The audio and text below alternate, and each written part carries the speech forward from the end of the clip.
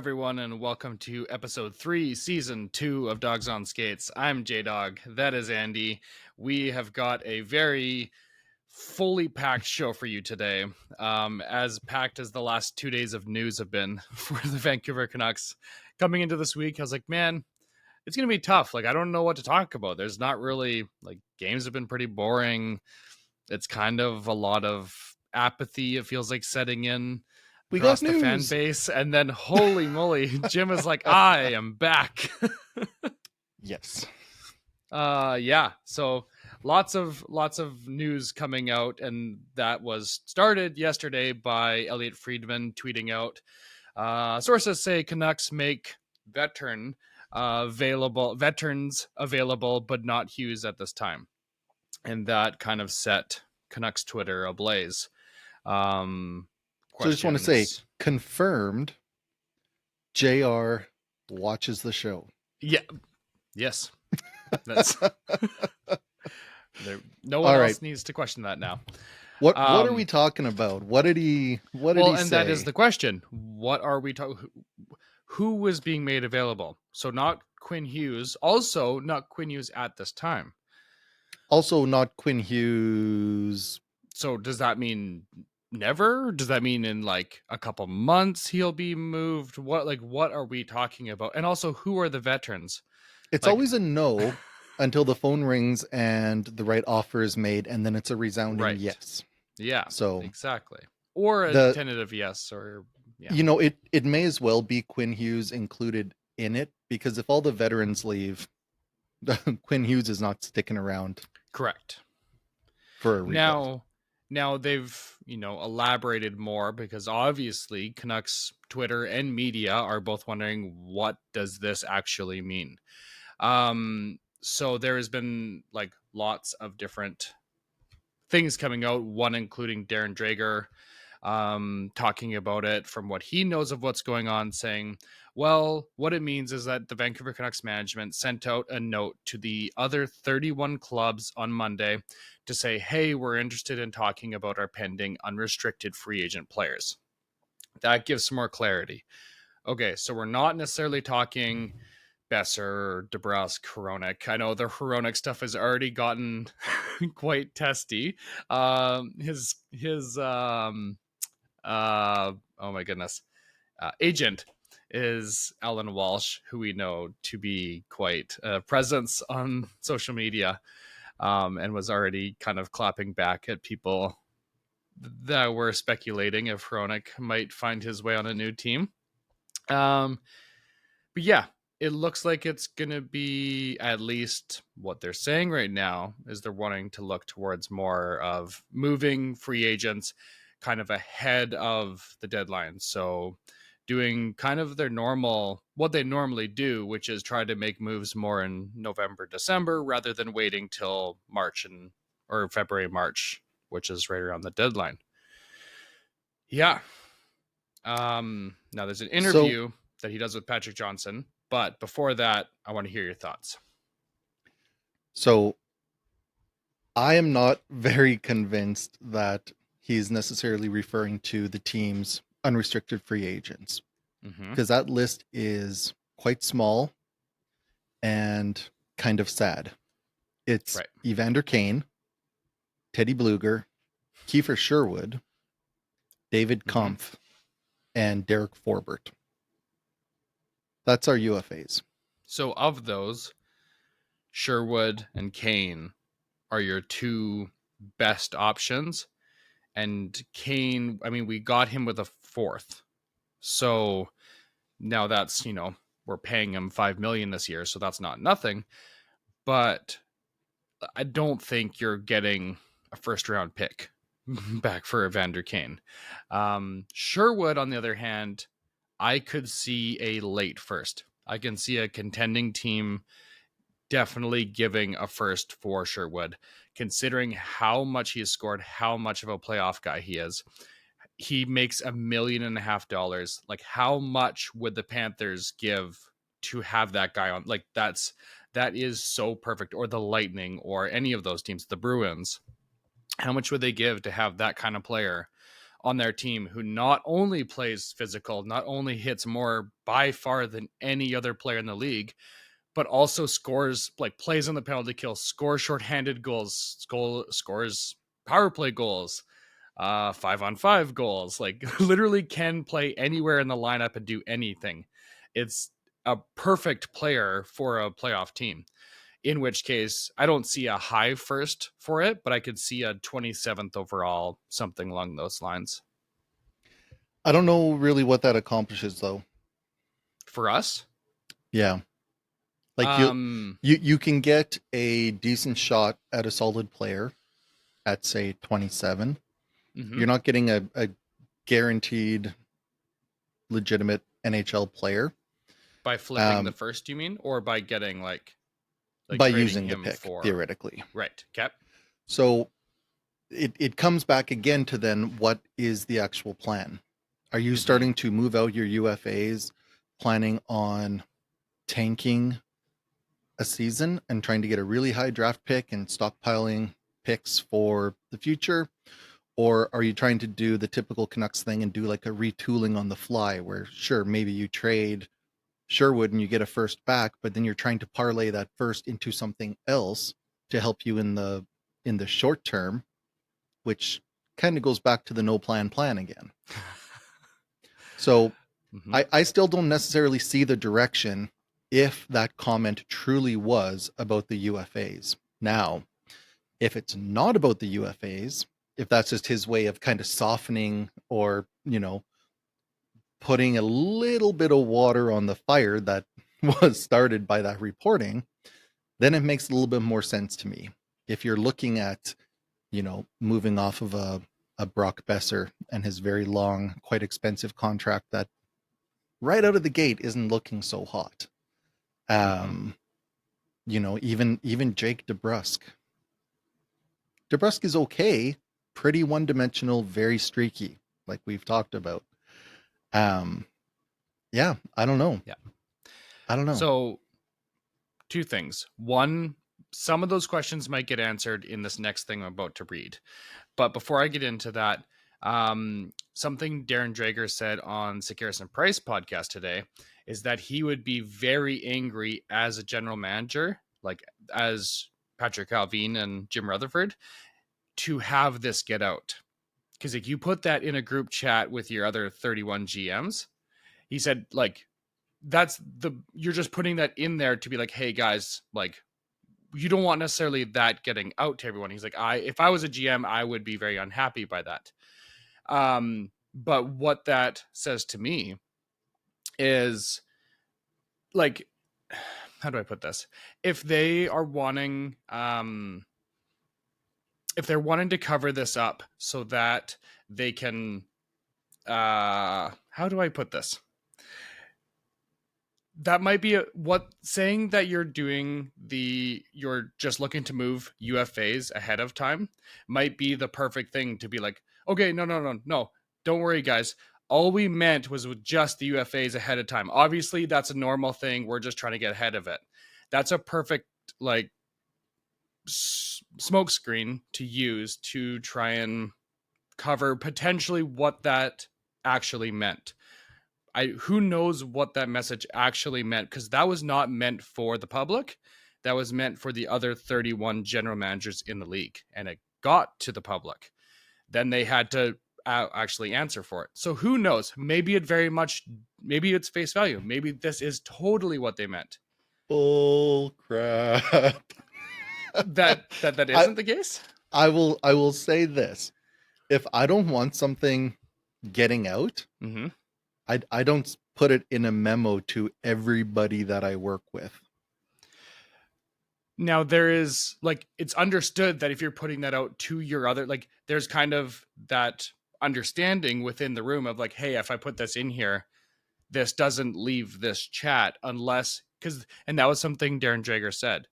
If I'm a GM and I want this to get out, I'll, put it to a reporter, and that's their own prerogative, like, whatever, that's their decision for whatever they're trying to do. But he is obviously very, very plugged into the sport, knows probably most of the GMs on like a personal basis. Um, he is obviously very plugged in, and the fact that he said that was like, oh, that's interesting. It seems like you're hinting at something that's more than just your opinion of what went on.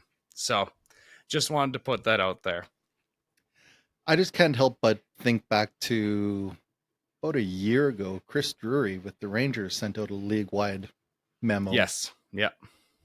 That and got out and got messy. right. So if the thinking truly was that I'm going to send this out to the 31 other GMs and it's totally not going to get out, Mm-hmm. then But I've lost all confidence in but these guys' ability. how many get put in there that don't get out? Like that's the question.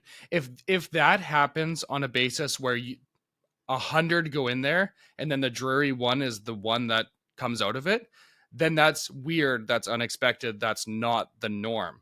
If this is, hey, 3 have been put in there and 2 come out of there, yeah, then it's like, okay, you're fully, and I don't know how that works. So I'm not sure, and I don't know if there's anything, like, I could be reading way too far into this, but I And figured, also, hey, how lazy are you that you're not just going to make individual phone calls? You're going to risk it getting out like that. Which, to be right, if fair, it is it can good, get out regardless, right? right, If you make individual private calls to individual GMs, one of them can correct, still turn around and leak it exactly. to a media member. That can happen, but I think the odds of it happening increase pretty substantially, because if you get an email that was sent to 31 other people, how secretive are you really treating that email? I don't know. It depends on who, like, it if there is a manager chain and this is sent to all of the managers and it's meant to stay as just the managers, you would hope it would. It might get out, but you'd hope it wouldn't get public across the whole company. And I think that is a normal thing that most, like, that is expected to be a normal. Now, this is in competition, so I understand that they're not all on the same team. So there is incentive to do things, but that might hurt the goodwill, which is very much a part of this whole political game as well. So anyway, I think you send out 31 individual emails, each slightly different than the last, so you can root out who that rat is. I don't think he knows how to do that. And Imagine Jim Rutherford on his phone or something like,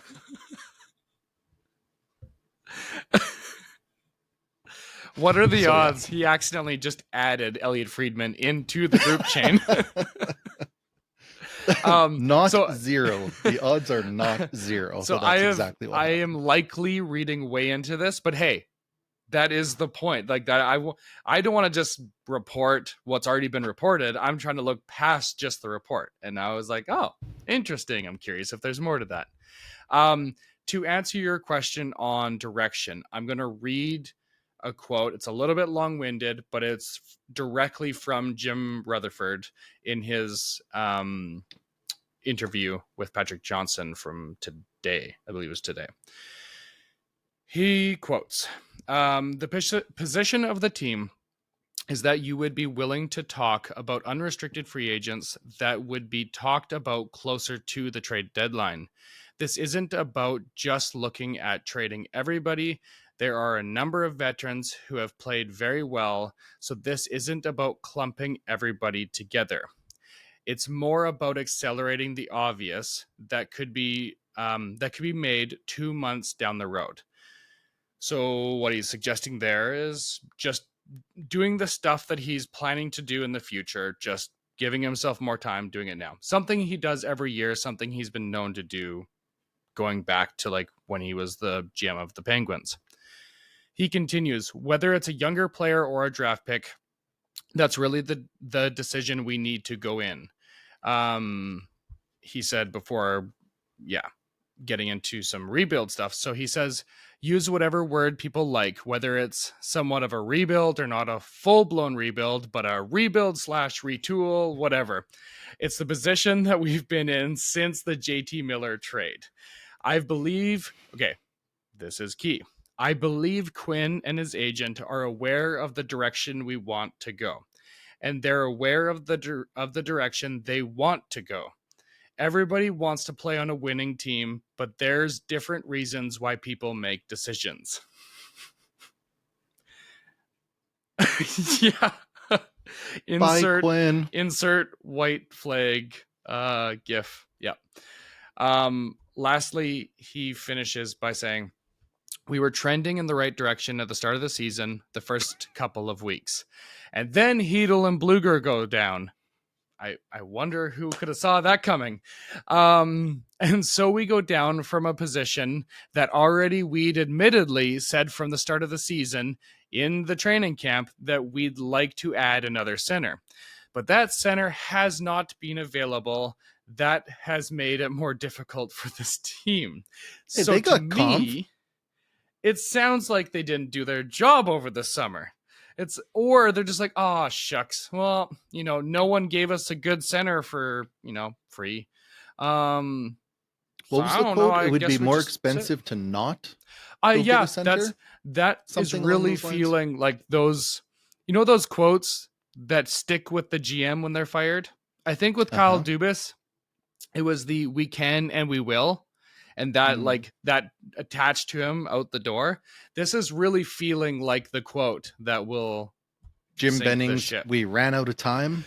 Exactly. That kind of thing. Lastly, he takes a little bit of a shot at his veteran players, saying, "I don't think we should focus a whole lot on the mistakes younger players make when you have veteran players making the same mistakes. I think it would be unfair to just point the finger at players. We play in a game of mistakes. They're going to be mistakes made, but certainly these good young players are going to just get better.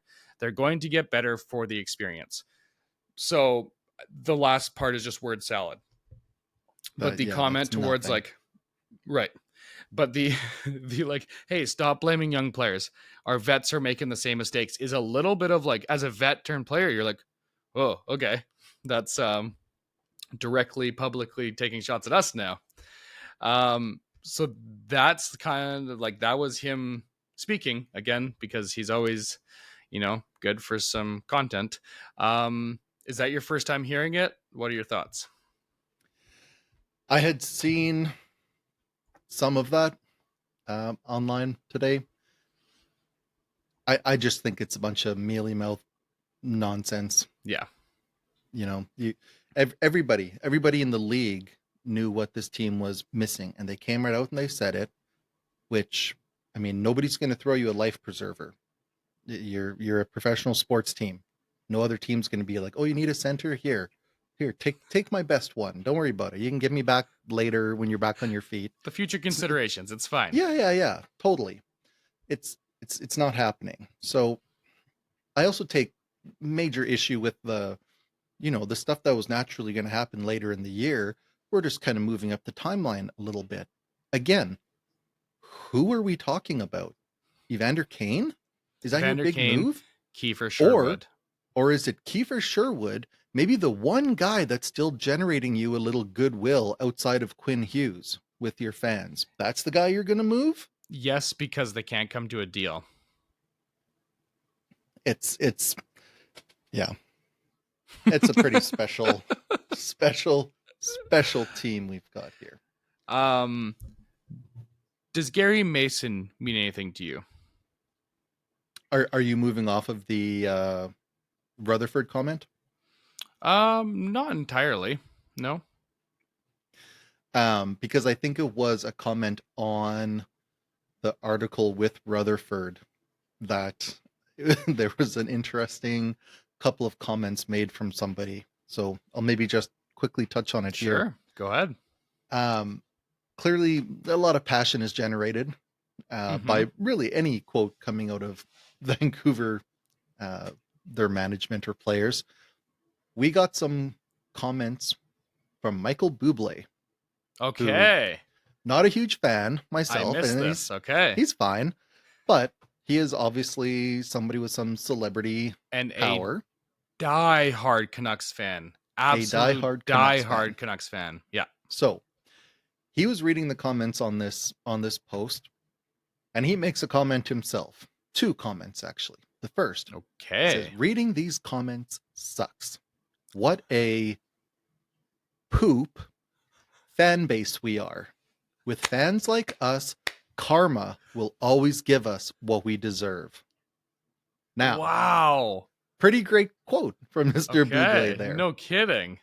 So he got a little bit of pushback and some comments there. So he was battling Canucks Twitter there. That's who he chose to go to war with. It was, I believe it was under the Canucks Army article about the Rutherford interview. So this is in the Canucks Army comment section. Basically, this is happening. So is he responding to the interview or to like an article talking about the interview? I mean, realistically, he's probably responding to commenting on an article about the interview. Okay. So this is like some 6 degrees of Kevin Bacon stuff here. Really, they're just interesting quotes. Don't overthink this, man. Okay. So somebody at Michael Bublé, so he responds, and I guess it was about JT Miller. So no one in management can be blamed for what happened with JT or the brutal amount of injuries and bad luck. They've drafted pretty well, and if Quinn doesn't want to resign, that's not their fault either. They're dealt the hand and they play it. I like the management team, and while I hate losing like this, I see a lot of light at the end of this tunnel. Great young decor, up and coming goalies, and some very good players who want to be here. Might be a poop year, but I think we're going to be okay. Jim has won at every level. Calder, Memorial, Stanley Cups. Guy knows how to win. Let Toronto and Oiler fans panic. I think very soon we'll be the team to beat, and then the world can hate us again as the cocky a-hole fans we were meant to be. Wow. Okay. Coming out with fire. So somebody needs to go over and take Grandpa's phone away. Unreal. Okay. So what are the odds? Okay. Remember how earlier in this podcast I went like reading way too between the lines on a comment that Drager made about Rutherford? Let's do that again. What are the odds he is looking at Jim Rutherford and Patrick Allvin struggling so greatly to navigate all of Canucks fandom and media that he's looking to get a media job to be the spokesperson for the Vancouver Canucks on their behalf? Like pumping those tires, be like, hey, no, I like these guys, right, guys? Like I like these guys. I don't think it's about trying to find a job, but I do think that his celebrity has bought him access and FaceTime with the players, with the management, the ownership. Right. And so I think to a certain extent, I'm not going to say a puppet, but he knows which side of his bread is buttered. No, that's not right. Don't like that. Nope. Nope, that didn't work. He knows who feeds him? Yeah, not really. No. Yeah, no. but I think you get where I'm coming from, right? Yeah. He's not going to rock the boat. He is going to, really kind of back the team as much as reasonably possible. I just think it's interesting. Feels like a little bit like victim blaming, if you ask me, especially the first quote, right? The fans suck. We deserve this. Really? No. That doesn't really land quite right with me. Most certainly not. Because I know there's a lot of stereotypes, but my goodness, Florida Panthers fans are not like, the most pleasant of people, I don't think, from my experience from seeing their online presence. And they just got 2 back-to-back cups. So I don't think that really has anything to do with it. No. I would say like Rangers fans, not like, the greatest group. They've also got, a good number of cups under their belt and quite a bit of success. I don't think there's nothing to do with it there. So now it just feels like these are psyops designed to try to get us to accept that, yeah, the team sucks, but it's supposed to. No, it's not supposed to. No, that's quite literally what we were told it's not supposed to do. Yeah. That's disappointing. I quite liked having him as a Canucks fan. That's very disappointing. Yeah. And I think there's a part of me that agrees, and I have been a backer of Rutherford and Alvin for most of the time that they've been with the Canucks. I've been pretty vocal about that. Still better than Benning. Still better than Benning. That's a very low bar. Now I've said things have greatly changed in the last 6 months when they said it will be more expensive not to in the summer. And when I heard that originally, I was like, yes, completely agree. And they didn't do anything about it. We are days away from a new center. Right. Yeah. Like 700, but it's, days. It's only days, only 700. But no, it's not only that, it's also things like the Pia Suter fiasco. How Jim Rutherford just came out, or Alvin, one of them just came out and said that they thought that they were in on him when he signed with the Blues. How do you let that happen? It's quite literally your job when all the other free agents are signed. It's your unrestricted free agent. You have to know, what is his status? That's the guy you've been talking to all year. How do you be like, shoot, I didn't know he was going to sign. You have to know he's going to sign. You need Suter. A centerman. You say, Suter, we're interested. We're just trying to make some stuff work. So before you go signing with somebody, circle back around. Let us know what you're thinking of accepting, and we'll see if we can beat it or what, right? And not only that, he said that Suter wanted to come back. He admitted that. It's a different thing if it's like Quinn Hughes, where it's like, okay, sure, but he wanted to go play with his brothers. That makes more sense. But in this case, Suter wanted to come back, and you were just too out of the loop. How does that's a fireable offense? That's so not okay, especially when you have a deficiency at that position. How do you let that happen? You knew you were going to have. And he just said he knew that going into the season. How do you let that happen? I don't understand. That's mind-blowing. And that is the thing that I go back at Buble and go, what are you talking about? They had a cost-controlled centerman that already fit the system perfectly, and everyone loved him, and he wanted to stay. And they didn't know where he was at days after everyone has signed? Did they just go to their cottage and forget to bring their phone? What are you talking about? And he's going to score 20 goals and do his thing for the Blues. It's appalling. It's appalling. He was a perfect penalty killer. He was an awesome playmaker. You could play him up and down the lineup. He was scoring goals. It was awesome. They literally played him up the lineup for huge and he scored more goals. Season. And he did he was great. Good. So then you say, okay, we're going to go into the season with Suter as our, you got Hedl, you got Suter. You're not really confident in Hedl's health. So, okay, if something happens to Hedl, we got Suter. That's great. Then maybe we look to bring in somebody above Suter. But now you've got multiple spots to fill. And now they're realizing that's just not going to happen. And that's why it feels like now they're just finally admitting that it's kind of a cursed season, and it feels a little like pulling the plug. And that's the thing too, is I know it feels cursed, except last year felt cursed. And the 2 years before that, it can't keep being cursed. Well, it's 50 plus years of cursed. This right. But at some point, from the wheel spin, this is not franchise has been cursed.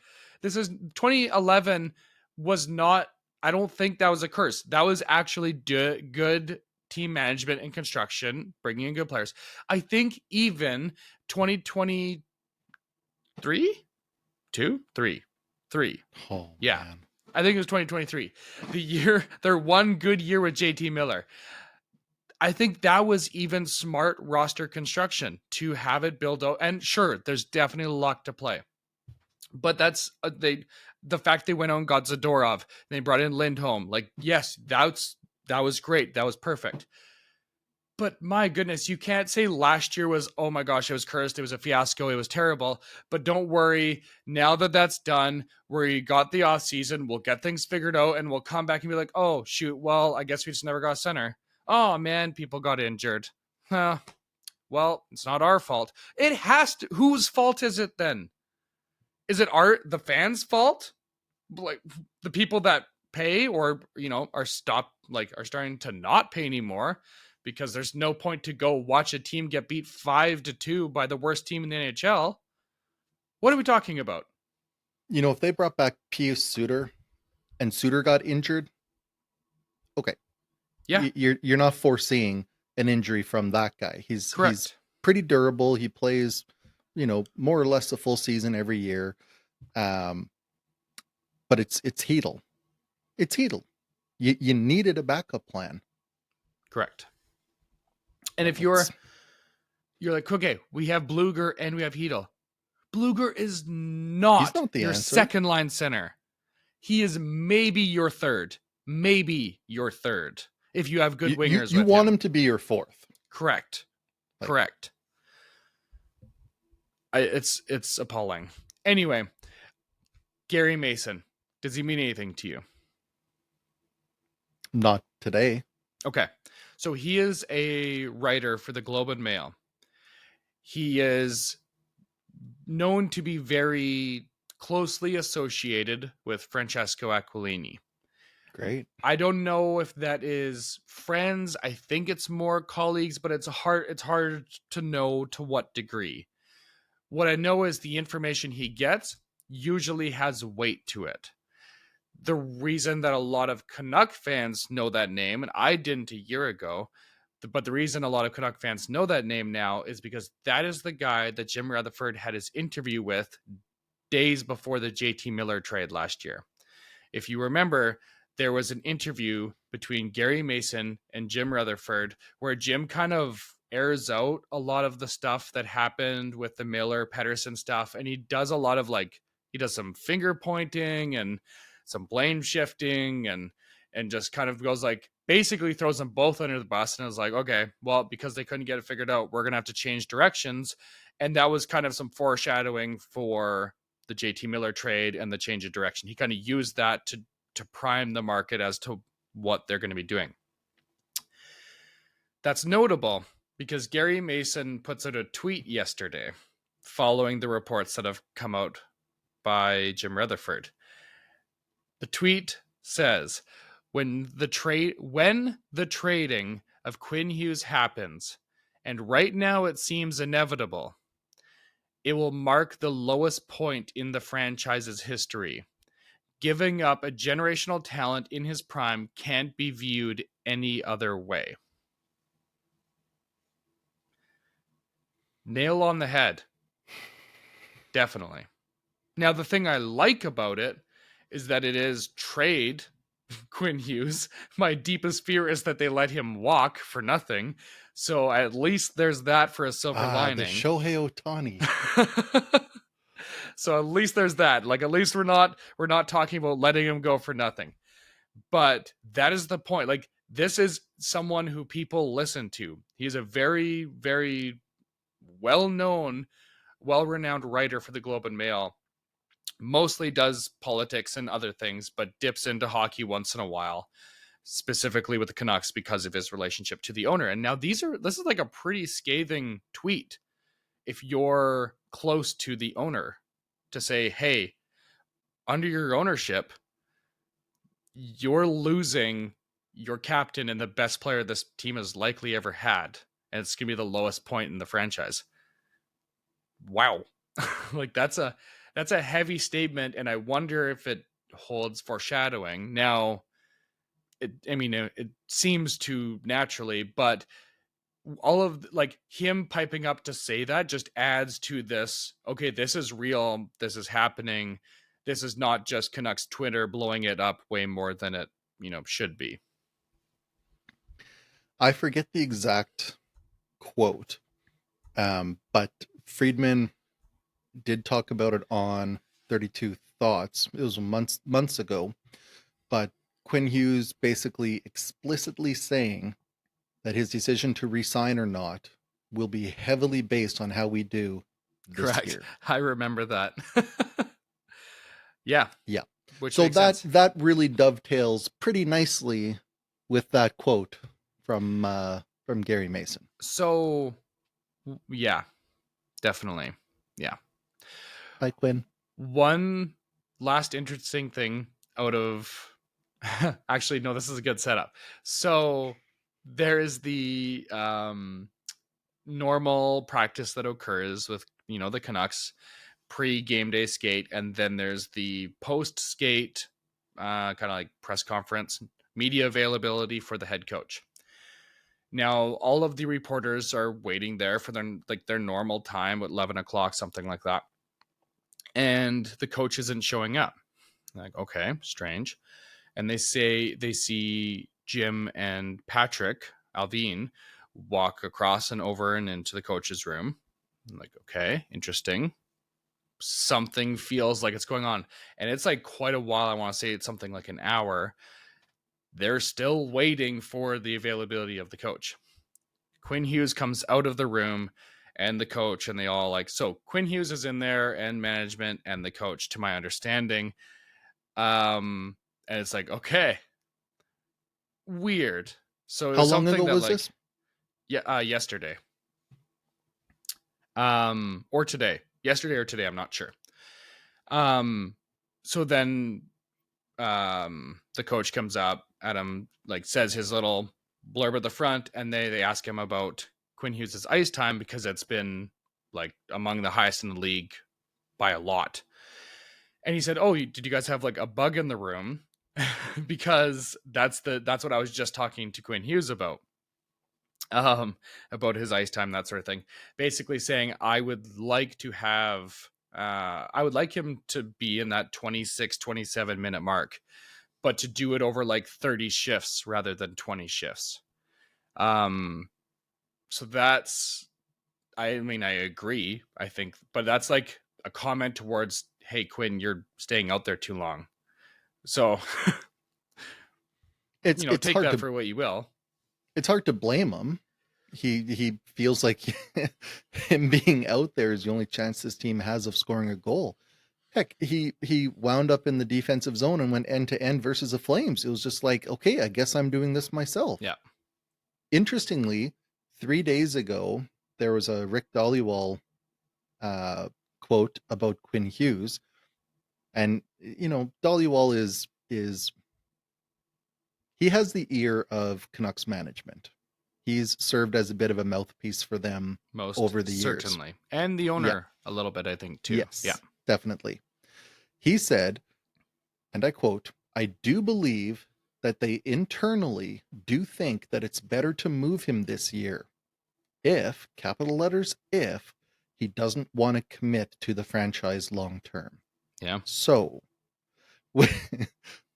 we pair that with his comment about re-signing is going to be dependent on how we do, couple that with the fact that we're terrible and going to be getting worse when we move Kiefer Sherwood and anybody else who isn't nailed down.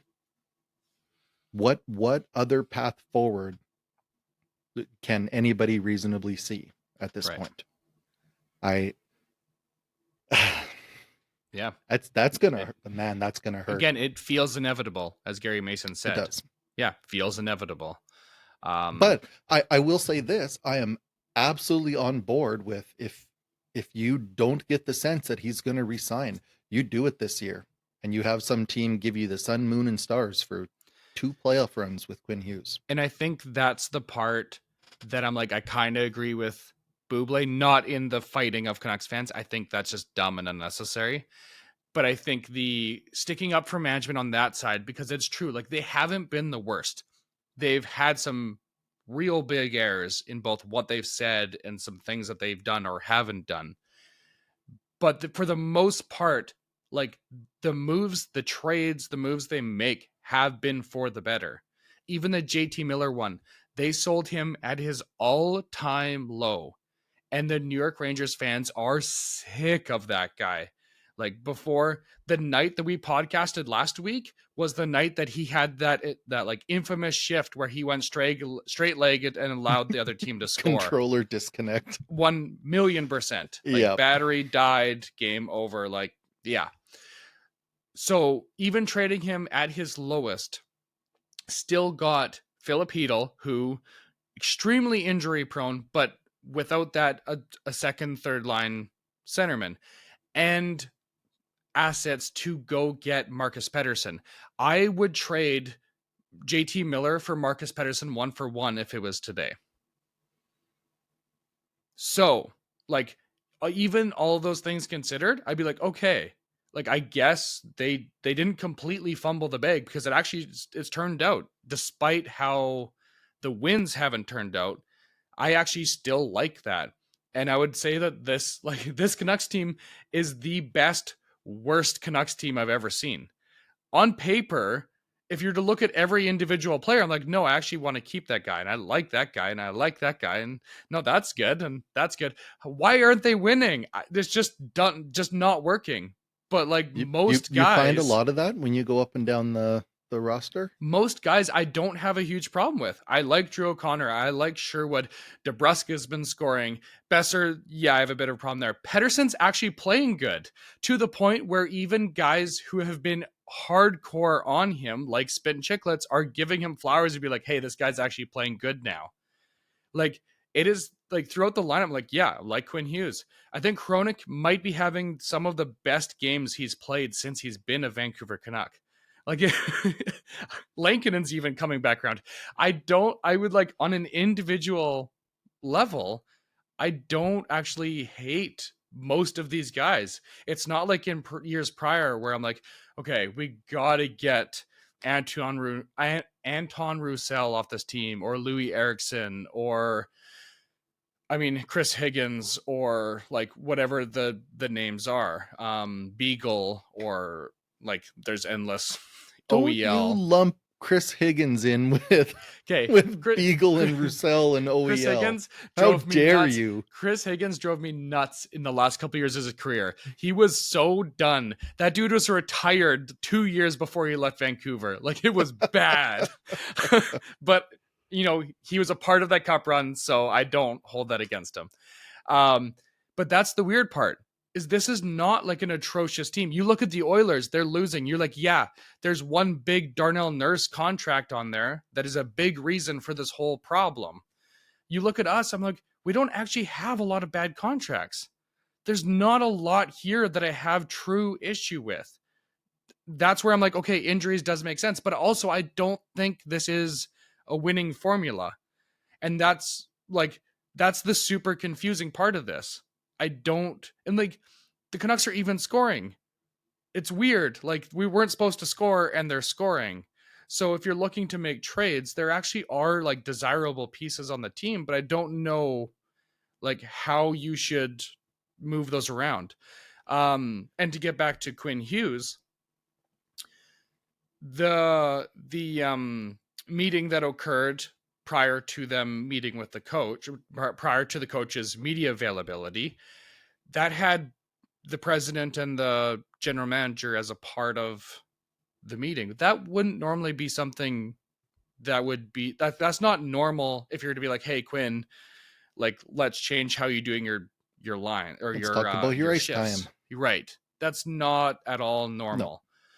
So you have to think either they're talking about something completely different the whole time, whether it's who they want to move on and off the team, and they're asking Quinn his advice, or they're talking about Quinn's future himself, or whatever it is. It's something bigger. And who knows, like maybe it was partially due with the ice time. Maybe they just like whatever question they say or they ask you about Quinn Hughes, just say that's what we were talking about here today. Because that's what happened. They went out there like, hey, what about his ice time? He's like, oh, you must You have had a read my bug in the mind. room. That's exactly what we're talking about. I'm like, something smells fishy there. Maybe, maybe not. I don't know. Regardless, that's not the kind of conversation you have with your general manager and president and head coach all in a room, making the media availability super late. That's very odd. So lots of like suspicious things going on over the last couple days that makes you go, interesting. Yeah. There's enough Anything? smoke Any around thoughts? here. We could make a fine brisket. Hey, talking about smoke. Let's get into that. So later in this media availability, um, Adam Foote is asked about Hell of his a segue. feelings about it was lovely. His feelings about some of the I think it was like it was do you remember the exact stat they were asking him? It was something about like I a think it was maybe scoring chances that we're giving up a lot of scoring right. chances. Uh this was his response. There's a ton of things. Everyone thinks I'm just positive, but there's a ton of things I'm real happy about. I mean, but I'm more happy with wins, but I'm not gonna blow up a kid or something being overanalyzed by no disrespect, people that really don't know, but they're just looking at numbers from people that could be in Russia in a basement having cigarettes, cashews, telling their scoring chances. So we're going to depend on our guys, and really recognize. So the super normal pairing of cigarettes and cashews. It's In everyone. Russian It's like basements. milk and cookies. Cigarettes and cashews. I've often thought, the real problem with the Canucks is those damn basement dwelling Russians with their cigarettes and their gosh darn cashews. If it I weren't for mean, those guys, that is Canucks Twitter. Canucks Twitter, the foundation of Canucks Twitter is just Russians in a tracksuit smoking darts and eating cashews. big gold chain. Yep. I Yep. know, like he's trying to be funny. He's trying to be a little facetious. It got the stats community all in a riled up. You know what? But I thought it was mostly just funny. It was Adam Foote so many times this year has made an attempt to make a joke in a serious time, and I'm like, it's just not quite landing. You can tell it's not actually like ill will. It's just not landing. Yeah. I love it. The cashews quote got a lot of traction online over the last couple of days. Tracksuits, traction. Yeah. Tracksuits, shoots. Yeah. Oh boy. Yeah. So anyway, we'll leave that there. I just thought it was funny. Before we leave the Canucks, just to really make sure that we're feeling real good and positive heading into this road trip where we play the number one division team in the Ducks. Then we play a so back-to-back with the Macklin Celebrini Sharks and then the LA Kings. And then we finish it all off with the Colorado Avalanche. They're But no to go good this year. into it, we get to find out that Kevin Lankin is also not going to be with the team for personal reasons, is not going to make the road trip, and we are down to Yuri Patera and Tolopilo as our goaltenders. I said, is the personal reason that he doesn't want to get his personal stats blown up anymore? Oh my gosh. It's like the that Simpsons clip where it's, stop it, he's already dead. They're just kicking him. I feel like that's what Lankinen is like with his numbers. He's just like, listen, they're already terrible. Can we stop just making them worse? Yeah. Have you heard any rumors about what it actually is? No, not at all. No. I'm hoping he's okay. Yeah. But yeah, I don't really know. It's usually not good when it's a personal reason. For Lankinen, I feel like that's probably family. You see some guys, you're like, okay, they're probably battling some stuff. personally, but he's such a seemingly lighthearted, jovial, easygoing guy. For him Definitely. to be taking personal time away makes me Yeah. worry about his family. So And he's in Finland, so logistically, that's not just going to be like, oh, you know, he's just going to be in Vancouver and then come back. Like, it's yeah, yeah, it's concerning.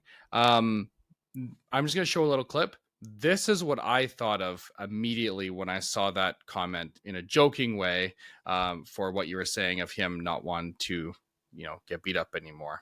So tired of being shot at.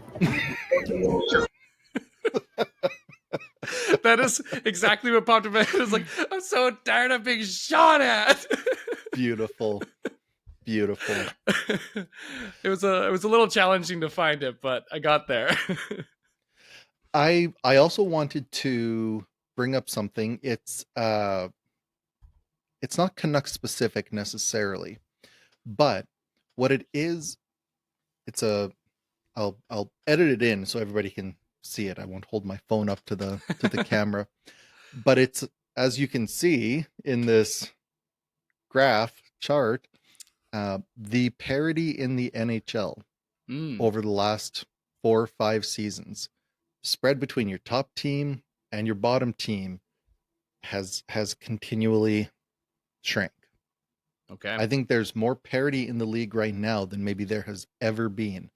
In most of the divisions, your top team has 26, 27 points. Your worst team has 20, 21, 22. Like that is not a lot of separation. Totally. Right.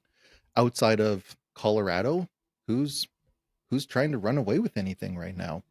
Yeah, that's fair. Right? And Even the Canucks were like, oh, the Canucks are terrible.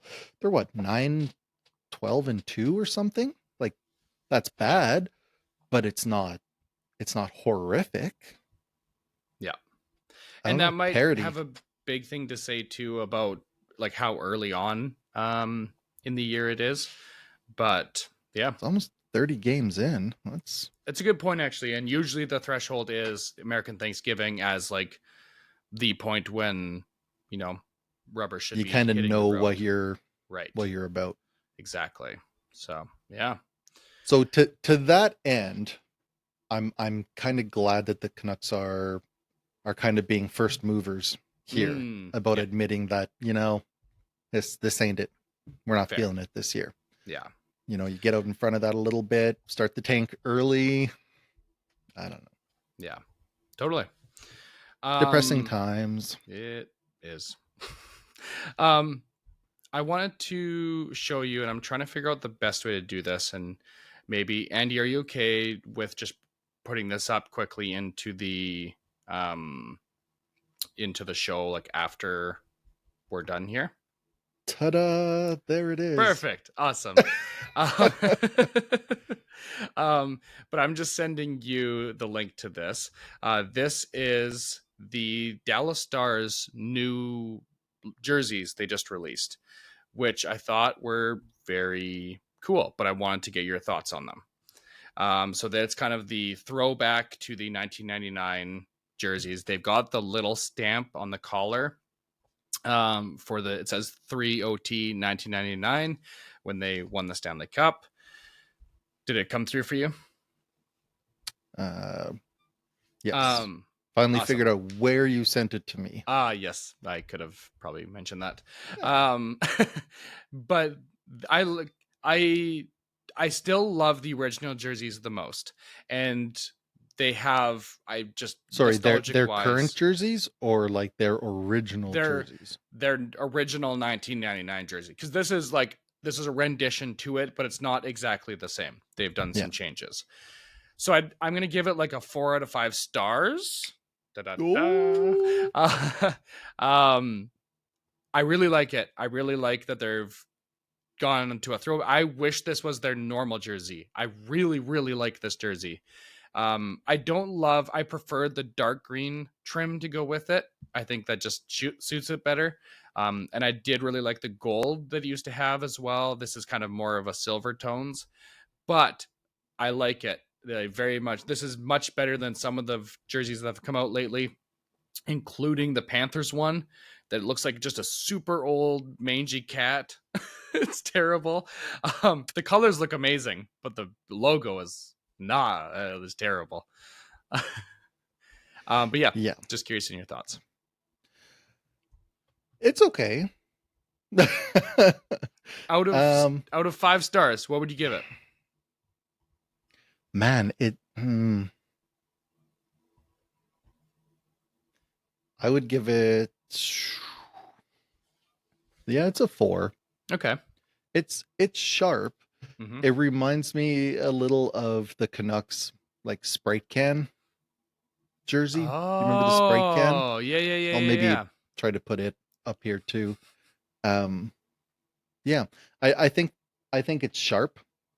I think it works. I actually think it looks like a better version to me of their original jersey. Okay. Like it's modernized, but not in like a gross modern kind of way. I think it's a throwback in the right kind of ways. Cool. But with the modern twist of like their more modern colors, I guess. Yeah. I like completely agree. Cool. Yeah. 4 out of 5 stars. The Detroit Red Wings have done a food promo they've just released. Have you seen this? No. Okay. I would like to show it to you and once again get your thoughts. Perfect.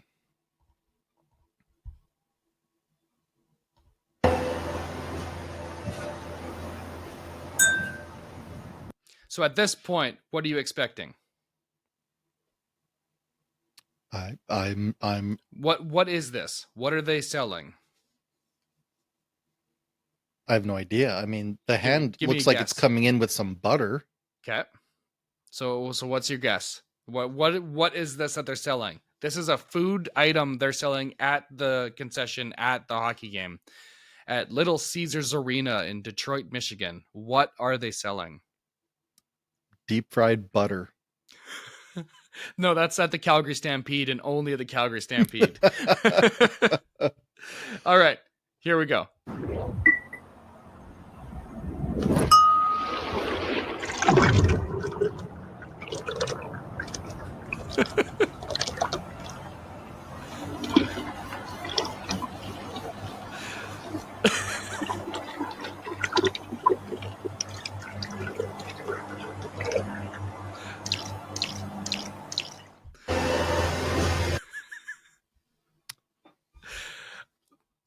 Thoughts? I could have done without the soundtrack, to be honest. I know. Okay. If you need, you ready? Is there French fries under that, or is that mashed hot potatoes? Gravy? Oh, that is mashed potatoes, my friend. That is mashed potatoes. At least that's as far as I can see. It looks like mashed potatoes. I can look into it more, but it really looks like mashed potatoes. It looks chunky, which is why I thought cheese curds, like poutine, and then maybe it's poutine without the fries. Which, let me just say, you have my attention. Yep. A cup of cheese and gravy. Yeah. I'm pretty sure it is. I'm pretty sure it is mashed potatoes. It actually doesn't explicitly say anywhere. It says a hot new gravy boat has entered the villa. That's all it says. But that's like 99.9% sure that's a thing of potatoes, which makes sense. So potentially hot take here. Mashed potatoes. Not doing that it ain't for it, man. Yeah. That ain't it. I don't hate mashed potatoes at all. I quite enjoy them.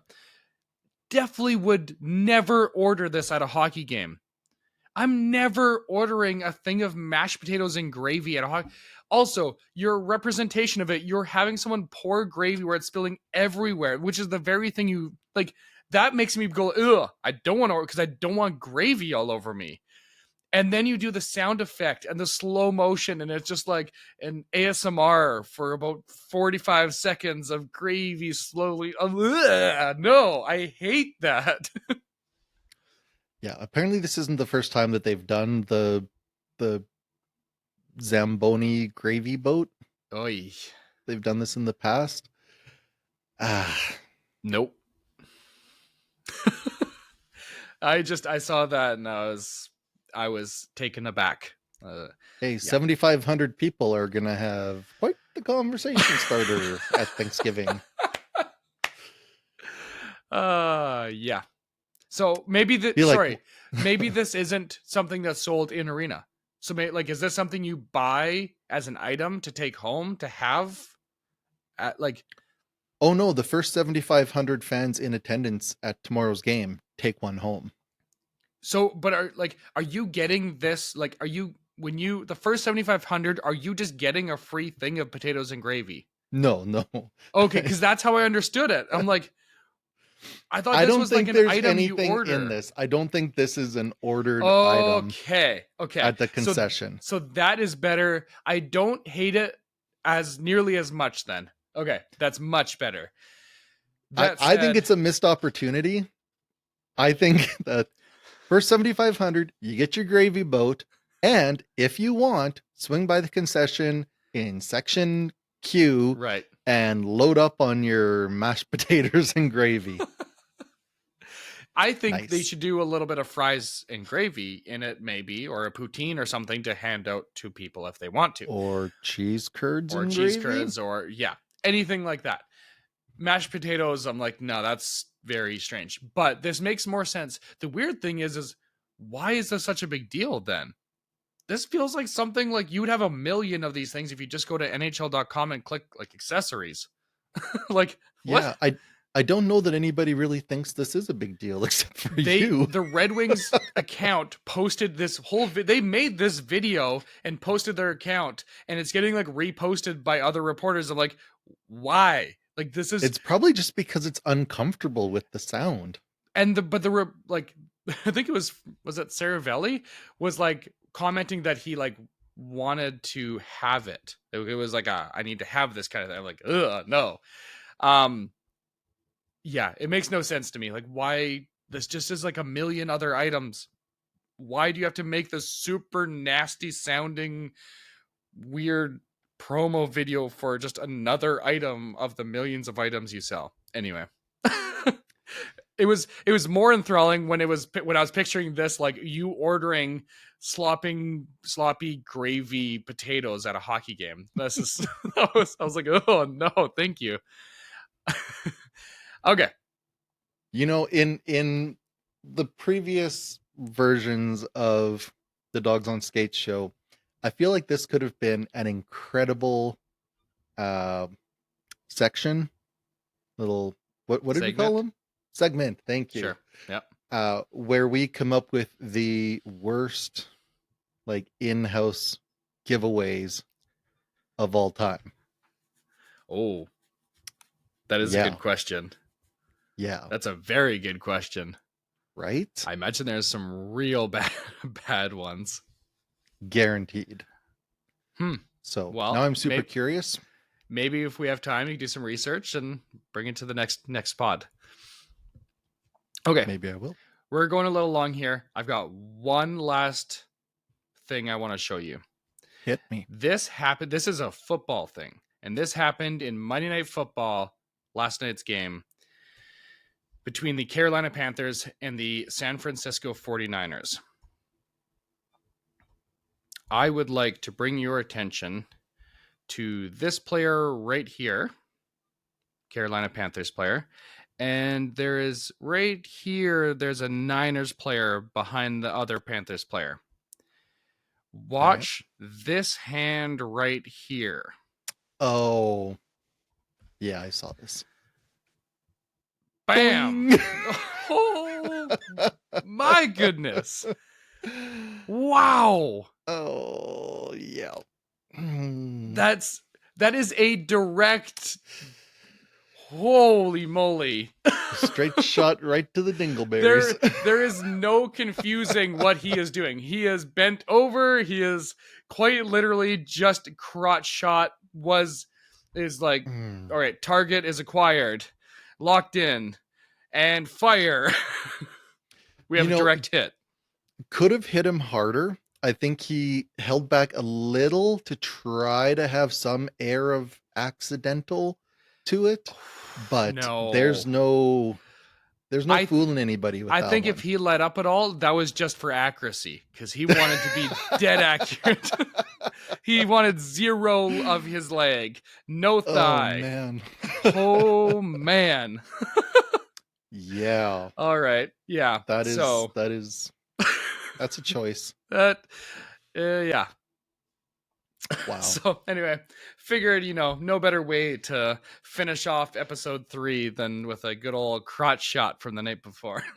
And it's probably a year before they play each other again, right? Probably. Maybe more. Who knows? That's ridiculous. And See, that's why I Jennings- love baseball, right? just the next night. It's like the next night.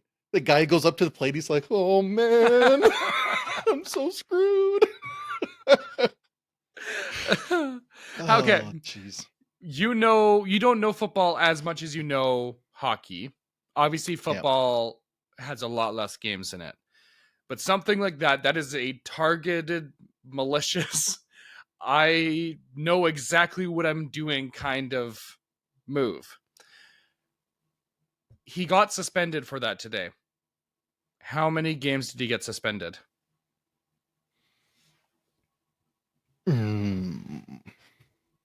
Probably 1.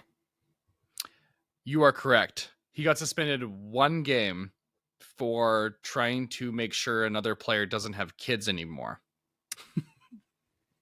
Yeah. To me, that feels a little light. That feels...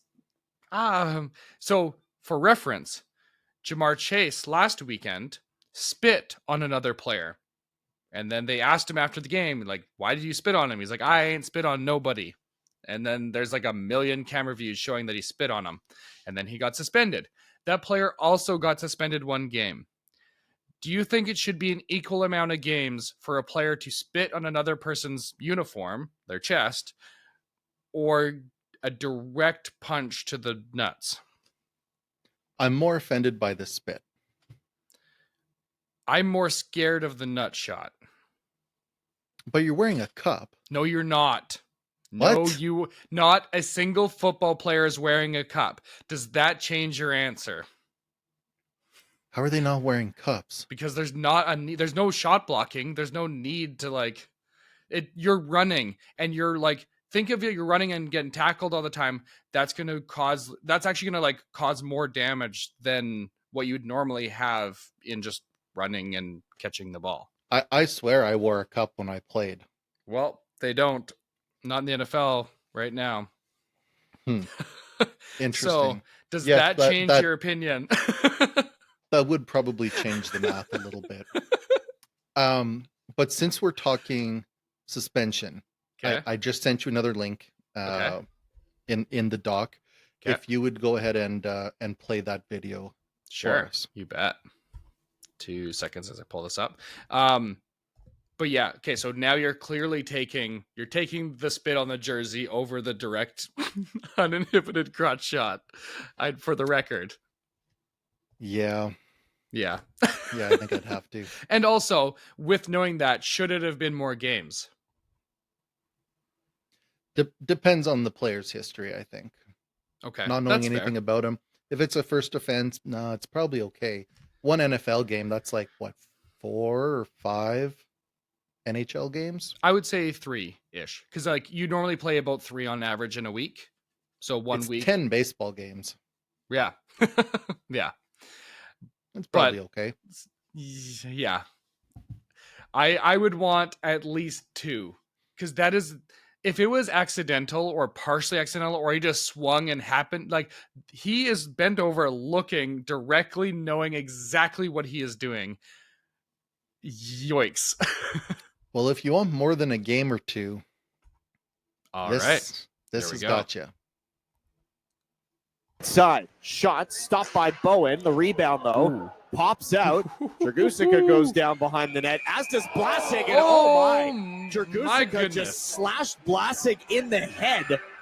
Okay, I'm bringing that back. Stopped by Bowen. The rebound though pops out. Dragusica goes down behind the net, as does Blasik. And Dragusica just They show it from another angle too if you let it. Holy crap. and Dragusica and Postumus are going to drop the gloves My here. goodness. Oh my. Wow. And this isn't like some third tier Czech league or something. This is the No, OHL. Time. Yeah. And like Oshawa's a down, very prominent and the team in trainer the out to OHL. look after him. It was Do you kind know of a when this hit happened? coming in two directions on Dragusica. And that's what he couple was days ago. angry about. And then Dragusica with a Good swing of the stick that hit gracious. He almost like got His him in man the on the front of side the of the face because the guy head. looks over. You're right, Blasek down on the Wow. ice. Side shot Yeah. stopped by That is crazy. So that is a suspension. Dragusiga has been suspended for the rest of the regular season and playoffs. So see ya in training camp, yeah. dude. So that Oh, and he must also go to OHL education, mandated counseling, community service, and he must apply to the reinstatement panel before he can even come back next year. Which damn. nicely Yep. done, OHL. Especially because it's junior players. Yeah. Like these are also not adults. If it's adults, I think there's a little bit more. It's a little bit stricter for junior players, like our normal rules are, where things are more strict for minors. That makes total sense. But that feels like the very, very appropriate amount of punishment for an action like that. Now, which is why I would take a punch to the nuts over a slash to the head. I don't agree. I would rather take that with a helmet on than I would a punch to the nuts without a cup. No, that's face, it's ear, that can be. But that happens like anyway. Like you can have a person swing their stick and you get hit in the face, like, and you like it hurts a bit, you bleeds a little, but like a punch to the up, not getting hit in the nuts. This is a direct punch to the nuts. Now, in that case, Juan was okay because I think he got him slightly above the nuts. So I don't think it was quite. He took a little off of it. It's fine. Oh. I don't want any of it. Let's just yeah. leave it at that. But that was a full year suspension. The other one, like this is a debate, and one guy got 1 game, one guy got the rest of the year, and there's way more year left in the hockey one. So, yeah, it's scary though. Like terrible. I talk to my son all the time about, that's a big hit that the guy absorbed, and that thing in your brain just kind of snaps, and you want vengeance for it, right? And you want it now, and your logical thinking just shuts off. Yeah. Right. And it's in an instant. You've potentially ruined that guy's life and your own, right? If you're trying to, I don't know anything about this guy. If he's thinking he's got a NHL career ahead of him, that's going to hurt your draft stock, your prospects of ever it likely making kills the NHL. it. If you can't play in one of the most, like, you only have like 2 or 3 years max as shots to like make an impression to the NHL. Yeah. I mean, Logan Mailloux got drafted. Carter Hart's coming back. But no, I don't. I think those guys played. That's the thing, though. Skill, teams will find you. You have to be insane though to not play in the junior during the junior times, because Mailloux was still playing, I believe, unless I'm not remembering correctly, and he was drafted because of, or despite of, an incident that occurred where he said some things he very much should not have. And then Carter Hart was already an NHLer. Like, that's completely different situation. This is like what I mean by when I say that is, if a player just gets injured for a year, that could, most cases, that takes them out of any chance they had of being recognized for the NHL, because it's such a short amount of time you have to make an impact, because there's so many of you. If you're not standing out, and especially if you're not playing, you have to be so special. You have to be like Matthew Schaefer, who only played 12 games and still was first overall pick because he's so special. Yeah. Odds are this guy is not the best of the world at what he does.